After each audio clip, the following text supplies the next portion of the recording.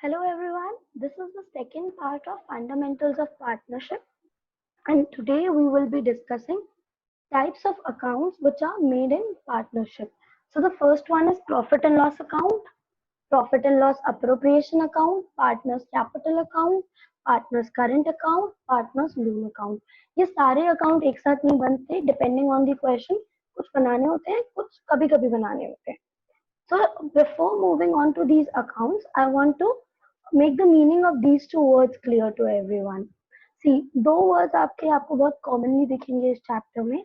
One is charge against profit and the other one is appropriation of profit. तो charge against profit का मतलब क्या होता है? चार्ज अगेंस्ट प्रॉफिट का मतलब होता है जो चीजें आपके प्रॉफिट को कम करे. सी चार्ज मतलब जैसे हम पूछते हैं किसी से what are the charges. Charges मतलब ये होता है ना कि खर्चे कितने लगेंगे, एक्सपेंस कितना है, कॉस्ट कितना है. यही मतलब होता है हमारा चार्जेस से. तो जो जो चार्जेस होते हैं वो हमारे प्रॉफिट को रिड्यूस करते हैं. अगेंस्ट प्रॉफिट मतलब प्रॉफिट के बिल्कुल ऑपोजिट. तो कोई चीज अगर प्रॉफिट के अगेंस्ट होगी तो वो क्या करेगी, उसे कम करेगी. So this is what charge against profit is. Things, items which reduce profit, and these are your expenses. One more thing I want to tell is some students get confused between expenses and liabilities. See, expenses ही आपके profit को कम करते हैं, liability profit को कम नहीं करती, because liability long term होती है. It's a long term obligation to pay, and आपके जो खर्चे होते हैं एक्सपेंसेस वो आपके प्रॉफिट को कम करते हैं, बिकॉज वो आपको करंट ईयर में पे करने होते हैं. ओके, पर जैसे आप लोन लेते हो और उस पे जो आप इंटरेस्ट पे करते हो, तो लोन तो आपकी लाइबिलिटी है, लेकिन जो उस पे आप इंटरेस्ट पे कर रहे हो that is a charge against profit. और ये जो भी चार्जेस होते हैं, जो भी एक्सपेंसेस होते हैं, these are all debited to PNL account. अगर आपको डेबिट और क्रेडिट में अभी भी कंफ्यूजन है तो you can watch my first video. उसमें I have given an easiest way to do transactions, to do journal entries. Okay, or P&L account I would tell you guys is a nominal account as per the traditional approach if you follow that, and it's a revenue account if you follow the modern approach.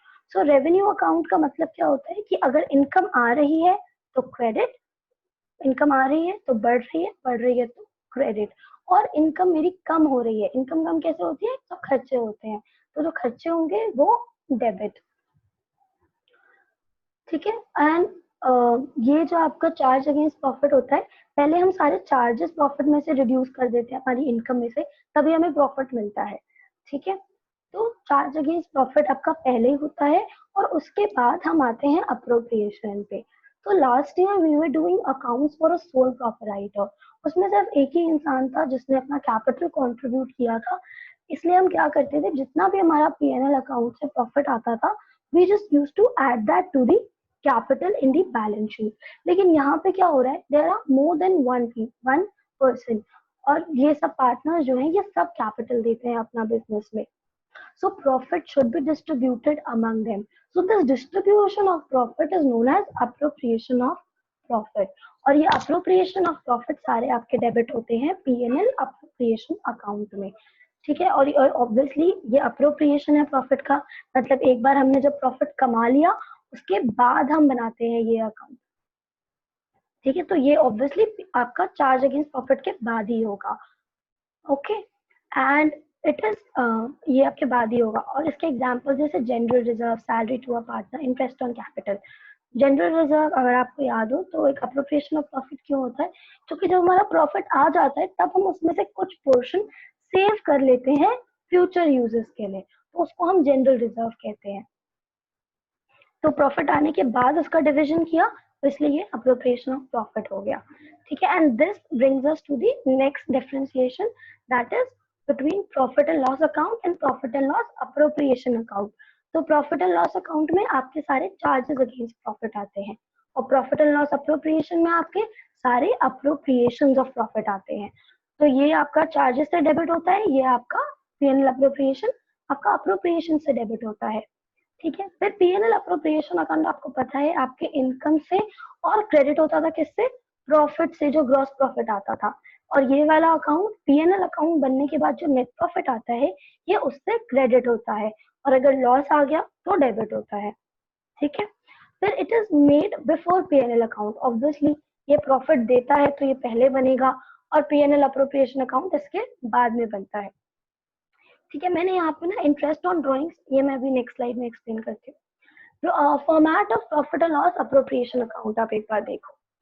Format of P&L appropriation account similar ही है, particulars amount, और यहाँ पे credit side में आप देखो तो by profit and loss account लिखा है मैंने, जो ये आपका नेट प्रॉफिट है जो P&L अकाउंट से आता है।